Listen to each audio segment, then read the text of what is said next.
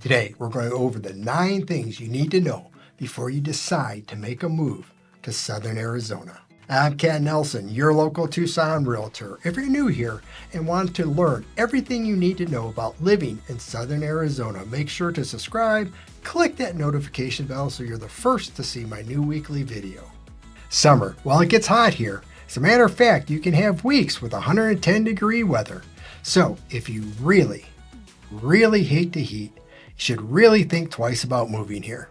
Or before you invest here, maybe rent for the summer and see what you think.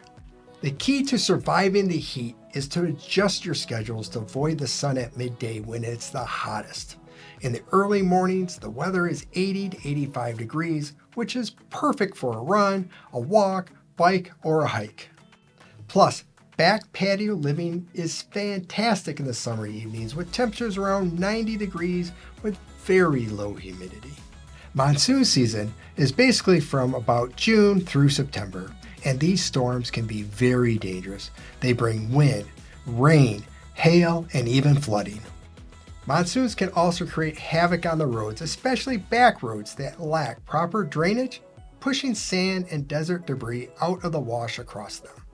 And yet, the locals eagerly await these short bursts of heavy rain, spectacular cloud formations, and electrifying lightning shows, since the monsoons bring the desert to life, causing everything to bloom and turning the mountains a lush green.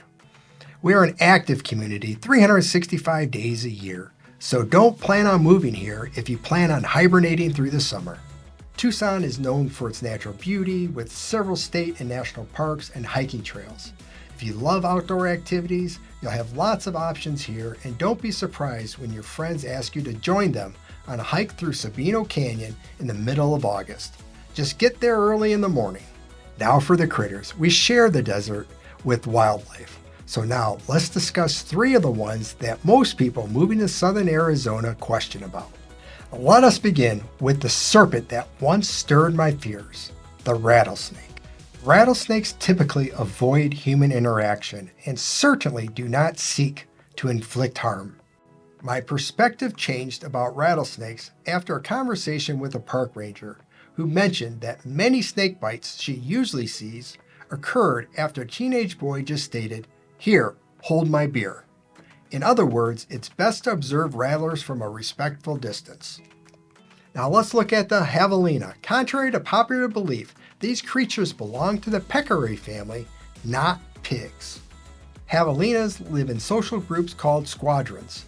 A typical squadron consists of females and their young, along with 1 or 2 adult males. They are generally not aggressive towards humans, but they fiercely protect their young. When encountering a squadron, it is best to maintain a safe distance and grant them the space they need.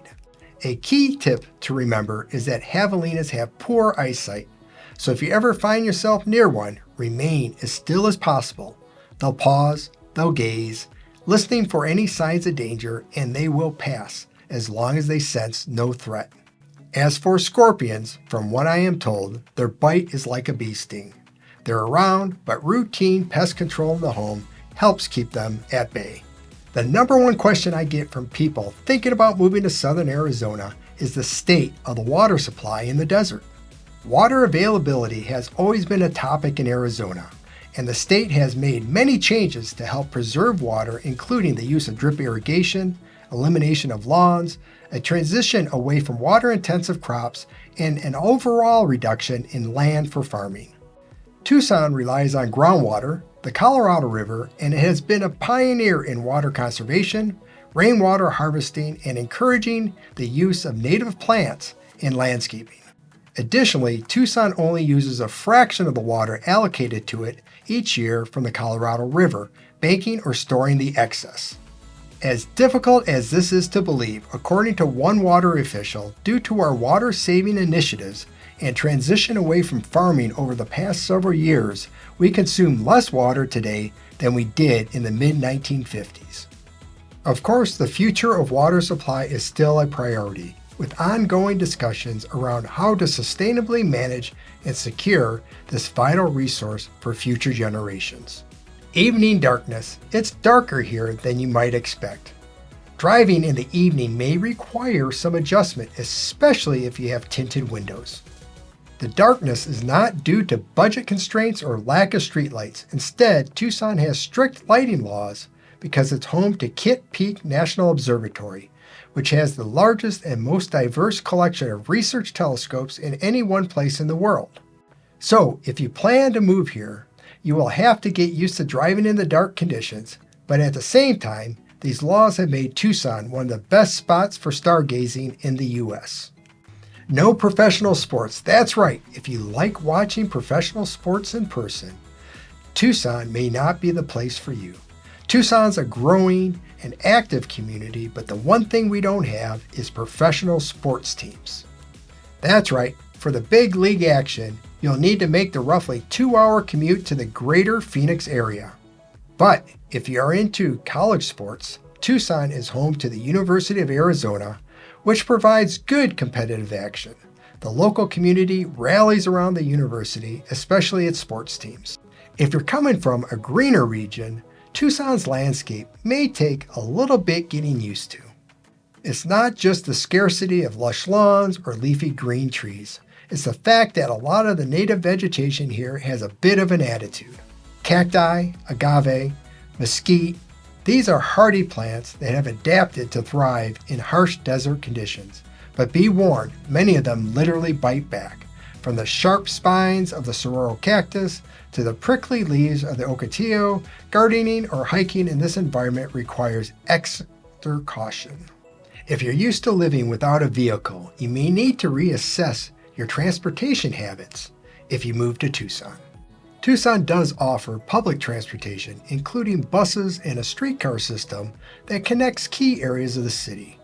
While it's a viable option for some daily commutes, most residents find it necessary to own a vehicle to get around. As with any place you choose to live, Tucson comes with its own set of pros and cons, and we explored a few of the challenges in this video.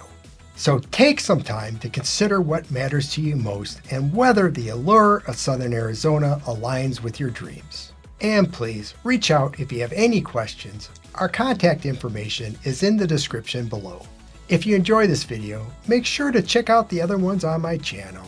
Also, make sure to subscribe, click that notification bell, and until next time, I look forward to seeing you around the neighborhood.